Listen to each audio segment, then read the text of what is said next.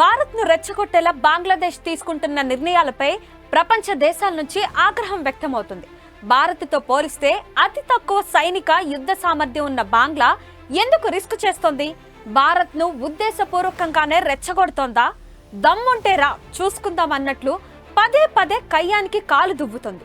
జరుగుతున్న పరిణామాలు చూస్తుంటే బంగ్లాదేశ్ ఉద్దేశపూర్వకంగా భారత్ను రెచ్చగొడుతోంది, సరిహద్దుల్లో అలజడి పెంచేలా వ్యవహరిస్తోంది. పరిస్థితి ఎలా ఉందంటే చివరికి యుద్ధానికి కూడా సిద్ధమని అక్కడి తాత్కాలిక పాలకులు బెదిరింపులకు దిగుతున్నారు. ప్రస్తుతం అక్కడ ప్రజలు ఎన్నుకున్న ప్రభుత్వం లేదు. ప్రభుత్వాధినేతను దేశం నుంచి తరిమేశారు. ఆ దేశాధినేత భారత్లో తలదాచుకున్నారని కోపమో, లేకపోతే చైనా పాకిస్తాన్లతో కలిసి భారత్పై ఏమైనా కుట్ర చేస్తున్నారేమో కానీ సరిహద్దుల్లో భారత్ను రెచ్చగొట్టేలా సైనిక కదలికలు, నిఘా కదలికలు పెంచుతున్నారు. ఈ పరిస్థితి భారత్ను కూడా యుద్ధానికి సన్నద్ధం అయ్యేలా చేస్తోంది. అయితే బంగ్లాదేశ్లో షేక్ హసీనా ప్రభుత్వం పడిపోయి మధ్యంతర ప్రభుత్వం ఏర్పడిన తరువాత అక్కడ మైనారిటీలుగా ఉన్న హిందువులపై దాడులు జరుగుతున్న విషయం తెలిసిందే. ఇటీవల హిందూ మతానికి చెందిన చిన్మయ్ కృష్ణదాసును కూడా అక్కడ ప్రభుత్వం అరెస్ట్ చేసింది. చిన్మయ్ తరపున కేసు వాదించేందుకు వచ్చిన న్యాయవాదిపై కూడా దాడి జరగడం అనేది బంగ్లాదేశ్ దిగజారుడు లెక్కలు బయట పెడుతున్నాయి. బంగ్లాదేశ్లో జరుగుతున్న ఆందోళనకర పరిస్థితులపై ఇప్పటికే అగ్రరాజ్యం అమెరికా సైతం స్పందించింది. బంగ్లాదేశ్లో మైనారిటీలుగా ఉన్న హిందువులపై దాడులు జరుగుతున్న నేపథ్యంలో దేశంలో మత, ప్రాథమిక మానవ హక్కులను గౌరవించాలని, లేదంటే దేశ శాంతి భద్రతలు దెబ్బతినే అవకాశం ఉందని అక్కడ మధ్యంతర ప్రభుత్వాన్ని అమెరికా మందలిచ్చింది. అయినా కూడా బంగ్లాదేశ్ ఎవరెన్ని చెప్పినా మాటలు పక్కన పెట్టి యుద్ధానికి సిద్ధమైనట్లు ప్రవర్తిస్తోంది. భారత ఆయుధ సంపత్తితో పోలిస్తే బంగ్లాదేశ్ దగ్గర దాదాపుగా ఏమీ లేవనే చెప్పుకోవాలి. భారత్ వద్ద 606 ఫైటర్ జెట్స్ ఉన్నాయి.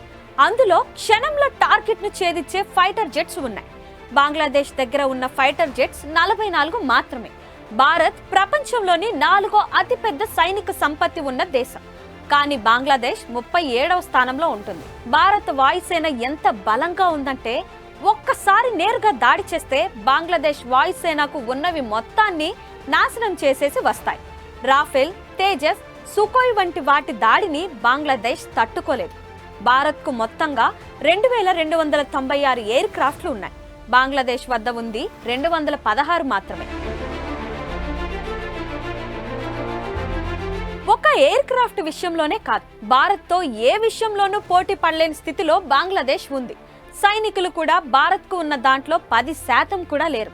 అత్యంత కీలకమైన విషయం ఏంటంటే భారత్ వద్ద అణుబాంబులు ఉన్నాయి. బంగ్లాదేశ్ దగ్గర వాటి ఆనవాళ్లు కూడా లేవు. అయితే ఏ రకంగానూ భారత్తో సరితూగే పరిస్థితి లేదు. దాడులంటూ జరిగితే 2-3 రోజుల్లో బంగ్లాదేశ్ పరిస్థితి ఫినిష్ అవుతుందని రక్షణ నిపుణులు చెబుతున్నారు. అయినా భారత్ను రెచ్చగొట్టేందుకు ప్రయత్నిస్తున్నారు. రష్యా పొరుగు దేశం ఉక్రెయిన్ తమకు ముప్పు వస్తే నాటో దేశాలు అండగా ఉంటాయని అనుకుంటూ రష్యాతో కయ్యం పెట్టుకుంది. తీరా రష్యా దాడి చేస్తే నాటో దేశాలు పట్టించుకోలేదు. ప్రస్తుతం ఉక్రెయిన్ ఒంటరిగా మారింది. నాటో దేశాలు రష్యాపై బాంబులేయడానికి ఆయుధాలు ఇస్తున్నాయి, కానీ యుద్ధం ఆపేసి ఉక్రెయిన్ను బయటపడేద్దామనే ప్రయత్నం చేయడం లేదు. చైనా, పాకిస్తాన్ లాంటి దేశాల సపోర్టుతో బంగ్లాదేశ్ రెచ్చగొడితే భారత్ ఊరుకునే అవకాశం లేదు. అలా చేస్తే ప్రస్తుత బంగ్లాదేశ్ పాలకులు తమ దేశాన్ని తాము చేజేతుల నాశనం చేసుకున్నట్లే అవుతుంది. మరిన్ని వీడియోస్ కోసం ఛానల్ ని సబ్స్క్రైబ్ చేయండి. లేటెస్ట్ అప్డేట్స్ కోసం వాట్సాప్ ఛానల్ ని ఫాలో అవ్వండి. ఆ లింక్ డిస్క్రిప్షన్ లో ఉంది.